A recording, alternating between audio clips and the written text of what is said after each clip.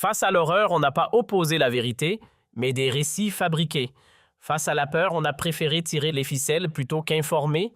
Et contre le terrorisme, c'est la confusion qui a été brandie comme arme. C'est le décor qui s'est imposé en Algérie au cours des dernières 24 heures. Contre toute attente, les autorités ont choisi de faire disparaître presque totalement toute trace d'information liée à une tentative de double attaque kamikaze déjouée à Blida, cette ville à quelques dizaines de kilomètres d'Alger. Ce qui s'est installé ensuite ressemble à un silence médiatique d'une rare violence immédiatement relayée par une mécanique bien huilée de désinformation et d'influence, destinée à orienter aussi bien l'opinion locale qu'internationale. L'objectif semblait clair: empêcher à tout prix que la presse, qu'elle soit nationale ou étrangère, ne s'attarde sur cet épisode pourtant évité de justesse grâce à la vigilance des forces de sécurité. Même les journalistes les plus aguerris peinent à se souvenir d'un précédent. Jamais encore dans toute l'histoire du pays on avait vu un tel déploiement de moyens pour étouffer un attentat qui n'a même pas eu lieu. Oui, vous avez bien entendu, une mobilisation massive pour empêcher qu'on parle d'un drame évité. Alors forcément, les questions s'accumulent. Qu'est-ce qui a déclenché une telle fébrilité? D'où vient cette panique presque palpable? Et surtout, est-ce que la réaction des autorités face à ce qui s'est passé à Blida reflète vraiment le comportement attendu d'un État rationnel et structuré pendant ce temps? Depuis une journée entière, un autre spectacle se joue en parallèle sur TikTok, Facebook, YouTube ou Instagram. Une avalanche de vidéos déferle, influenceurs anonymes, créateurs de contenu ou figures suivies par des milliers d'abonnés. Tous semblent reprendre en cœur une version bien précise selon eux. Rien de terroriste à Blida, pas d'attentat déjoué. Pas de menace neutralisée, juste une bonbonne de gaz qui aurait explosé. Oui, vraiment. Et non, ce n'est pas une illusion. Les plateformes sociales en Algérie se sont transformées en véritables champs de bataille numériques où chaque article, chaque journaliste, qu'il soit local ou étranger ayant osé évoquer un attentat, a été immédiatement pris pour cible sous leur publication, un déluge de commentaires agressifs, d'insultes, d'accusations et de diffamations. Toujours accompagné du même refrain martelé sans relâche, une seule explication imposée. Un simple accident domestique, une bouteille de gaz, rien de plus. Pourtant, plus tôt dans la journée, une toute autre réalité. Circulaient déjà des dizaines, voire des centaines de vidéos publiées par des témoins directs montrant des scènes d'une violence extrême avec des corps mutilés, des fragments humains et des descriptions détaillées affirmant que deux individus s'étaient fait exploser, deux versions, deux récits. Et un contraste qui interroge, c'est en plein cœur d'un axe urbain ultra fréquenté, le célèbre boulevard Mohamed Boudiaf, connu aussi comme le boulevard des 20 mètres, que la scène s'est jouée dans une ville parmi les plus densément peuplées du pays.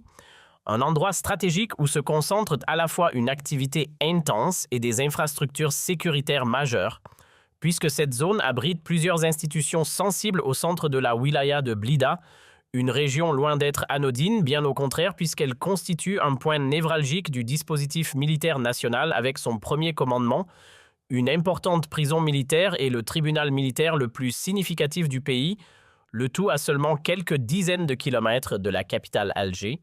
Et comme si le timing ne pouvait pas être plus délicat, c'est précisément au moment où le pape Léon X effectuait une visite hautement symbolique et stratégique que deux individus ont tenté de déclencher leur charge explosive, un épisode qui, du point de vue du pouvoir en place, ne relève pas seulement du fait divers, mais devient presque une atteinte à l'image même de l'État, une réalité jugée trop embarrassante pour être assumée publiquement, au point que sa diffusion devait être empêchée coûte que coûte, quitte à la faire disparaître complètement du débat public. La réaction n'a pas tardé, un verrouillage express de l'espace médiatique a été enclenché accompagné d'une opération méthodique visant à faire disparaître toute trace numérique de l'événement.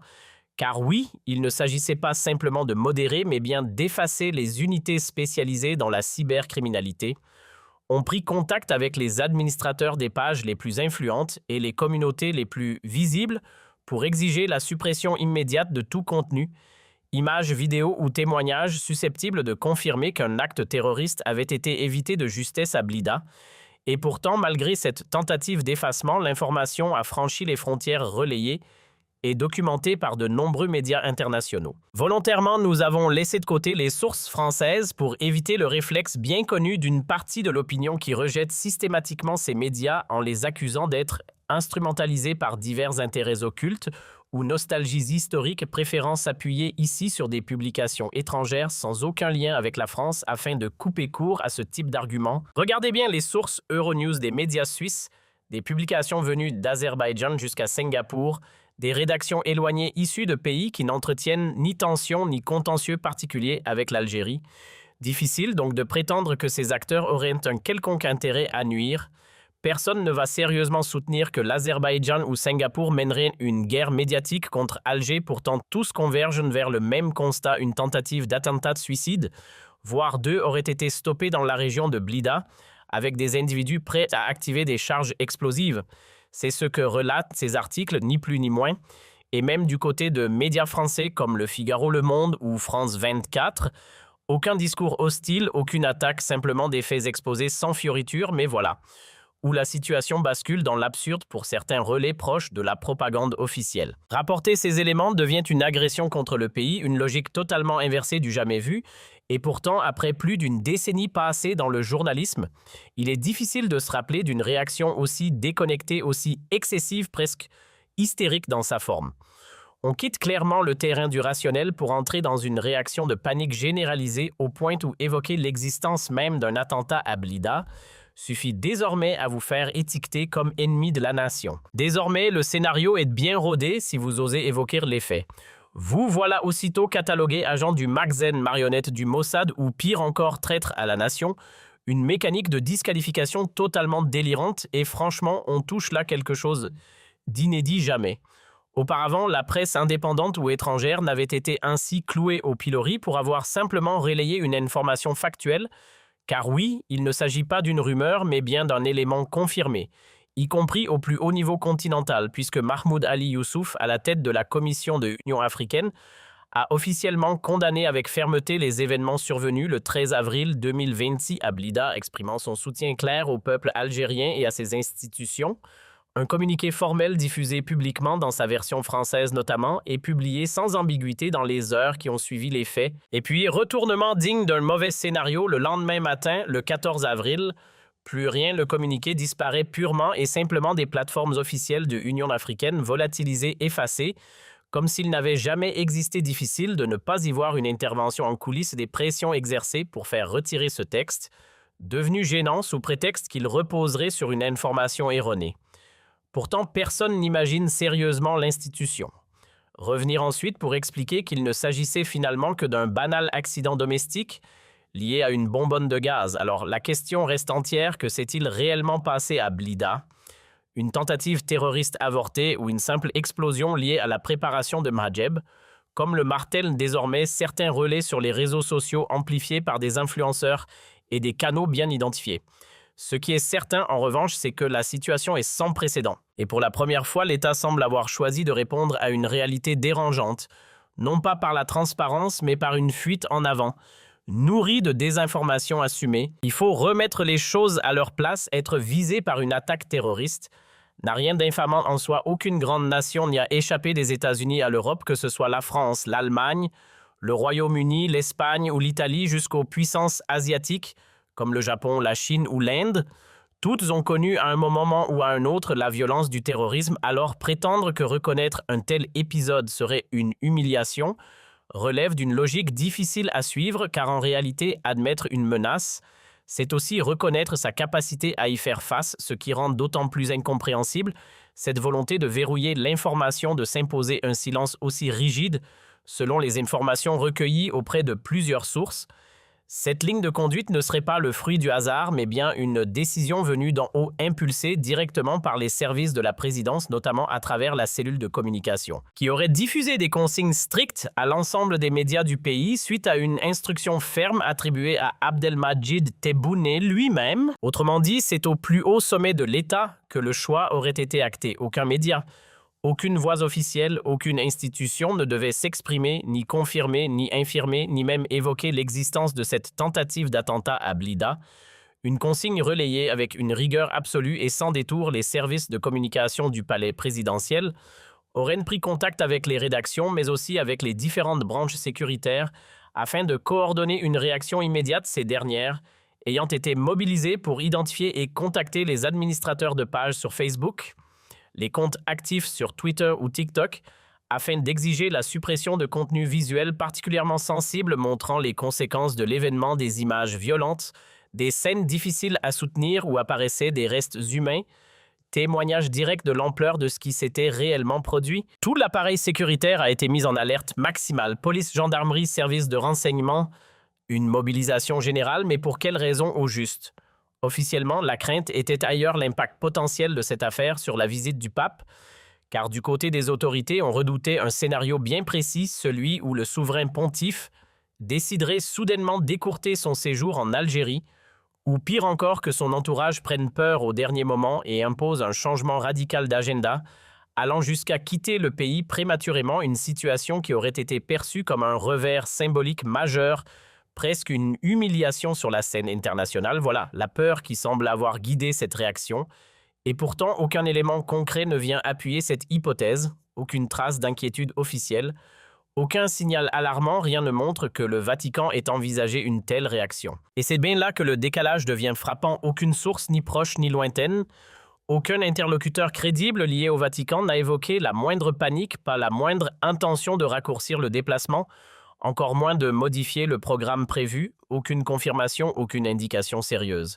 Absolument rien, le pape est resté imperturbable et son entourage également, l'événement a été maîtrisé.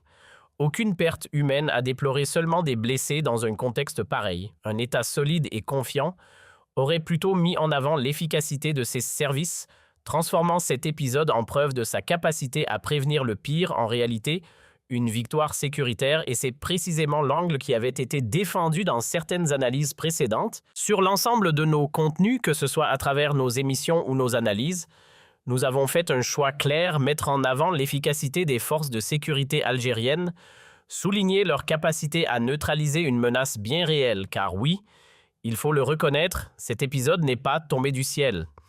Il s'inscrit dans un contexte particulier, celui de la visite du pape, une occasion idéale pour un groupe extrémiste de tenter un coup spectaculaire, semer la peur et surtout capter l'attention du monde entier, d'autant plus que de nombreux médias internationaux accompagnaient déjà la délégation pontificale depuis son arrivée à Alger. Le 13 avril 2026, tous les projecteurs étaient braqués sur le pays, mais malgré cela, rien ne s'est produit. Aucune tragédie, aucun bain de sang, l'attaque a été empêchée à temps.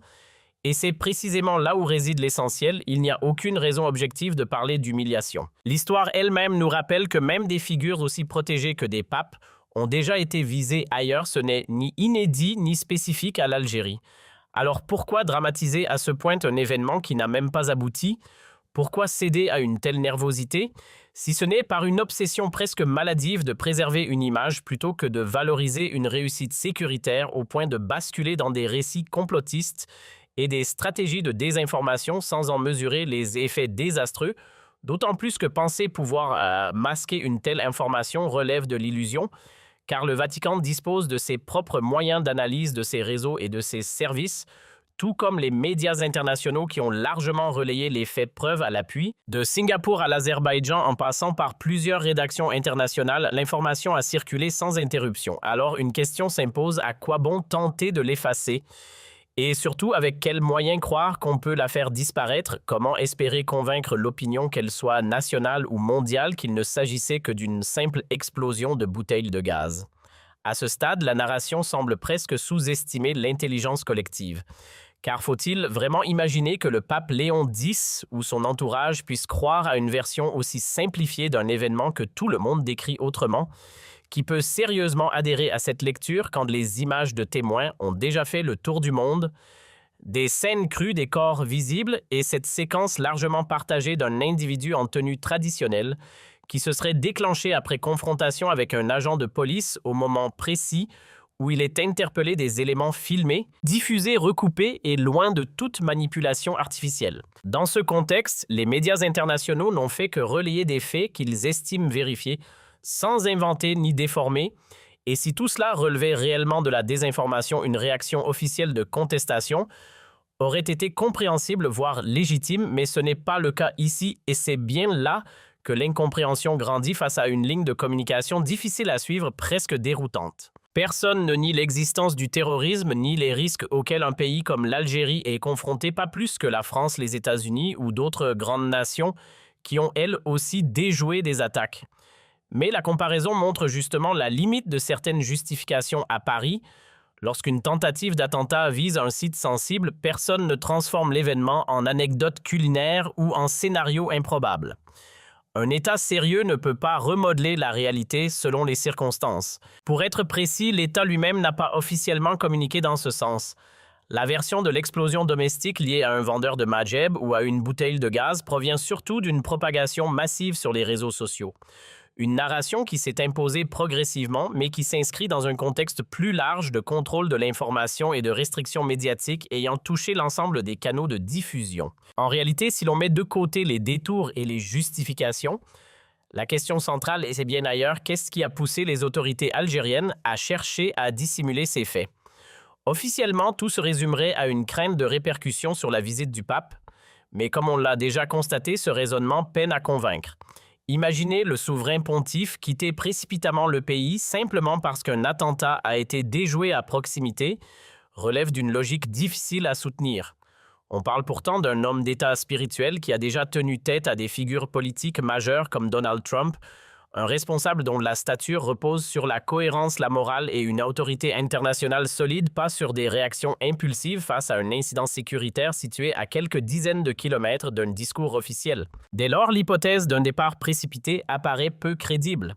Le véritable enjeu serait donc ailleurs ce que redouteraient les autorités, ce n'est pas tant la réaction du Vatican que les interrogations que cet événement pourrait soulever.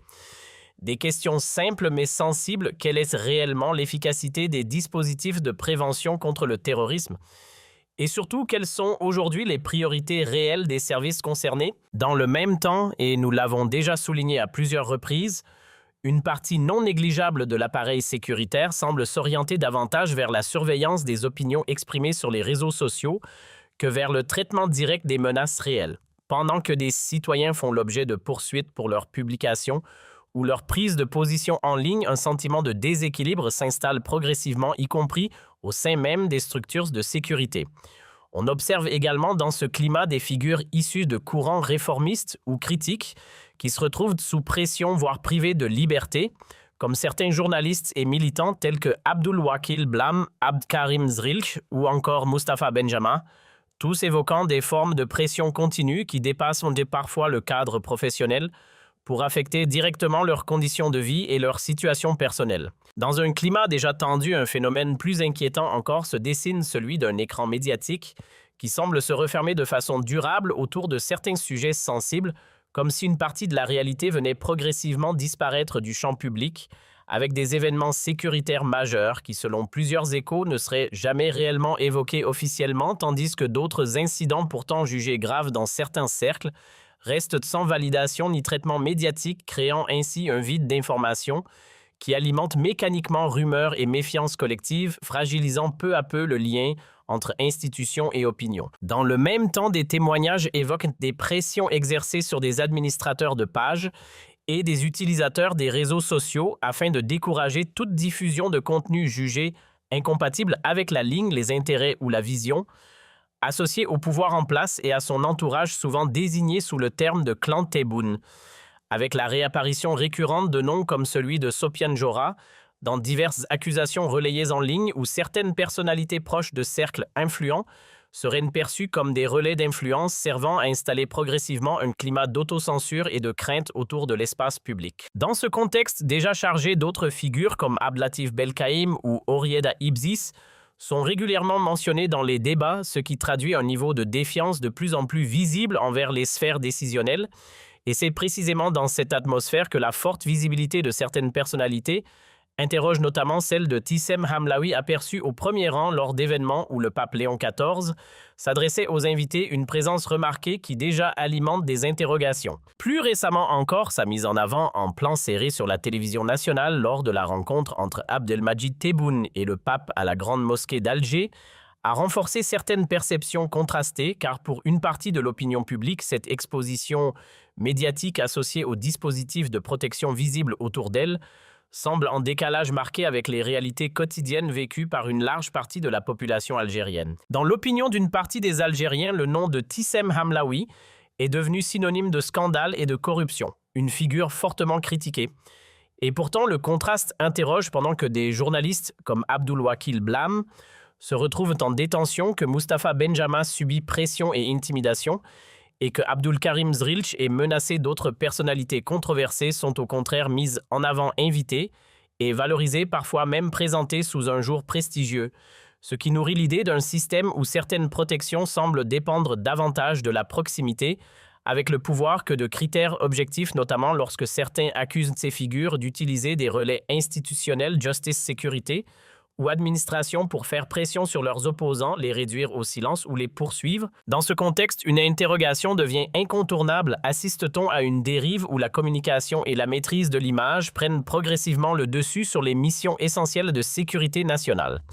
Car il faut rappeler une évidence souvent oubliée, les services de sécurité n'ont pas vocation à protéger une réputation politique, ni à servir d'outil d'influence pour un dirigeant, ses proches ou ses soutiens. Leur mission première reste la lutte contre les menaces terroristes et la neutralisation des dangers réels, pas la régulation des critiques ou la protection d'une image publique.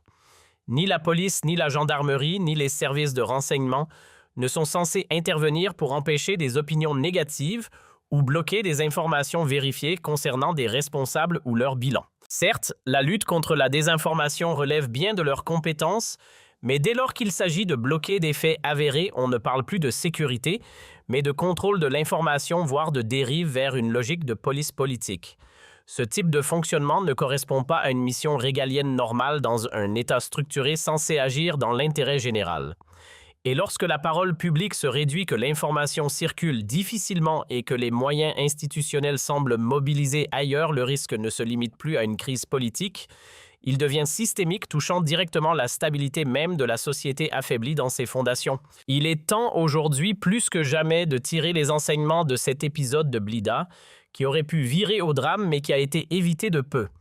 Ce qui doit surtout être retenu, c'est le contraste saisissant entre la réalité et le récit officiel fabriqué porté par un discours que beaucoup jugent déconnecté, où l'on tente encore de faire croire qu'il ne s'agissait pas d'un acte terroriste, mais d'un simple incident domestique lié à une bouteille de gaz utilisée dans une scène presque triviale, ce qui, avouons-le, relève d'une explication difficilement acceptable pour quiconque observe les faits avec lucidité.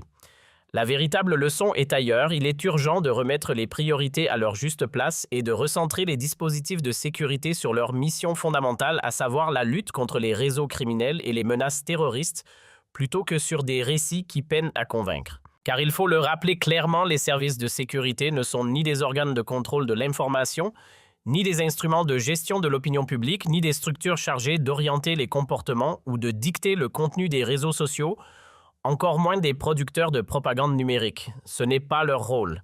Et plus ces institutions s'éloignent de leur cœur de mission, plus les mécanismes de protection contre le terrorisme s'affaiblissent, laissant apparaître des failles exploitables, ouvrant malheureusement la voie à des infiltrations dans des zones sensibles, qu'il s'agisse d'institutions stratégiques ou de zones urbaines densément peuplées, exposant ainsi le pays à des risques graves d'attaque et de déstabilisation. Dans ce contexte, un réveil devient indispensable, voire urgent. Il ne s'agit plus seulement de corriger des trajectoires, mais de remettre profondément en question des choix entiers. Il faut dire stop aux logiques de dissimulation. Aucun pays ne se protège durablement à travers le mensonge ou la manipulation, ni par la désinformation ou la propagande. La véritable protection repose ailleurs, dans la transparence, la sincérité, l'honnêteté, mais aussi dans le professionnalisme strict des institutions et dans le respect rigoureux de leur mission régalienne, celles qui garantissent réellement la sécurité et la stabilité de l'État.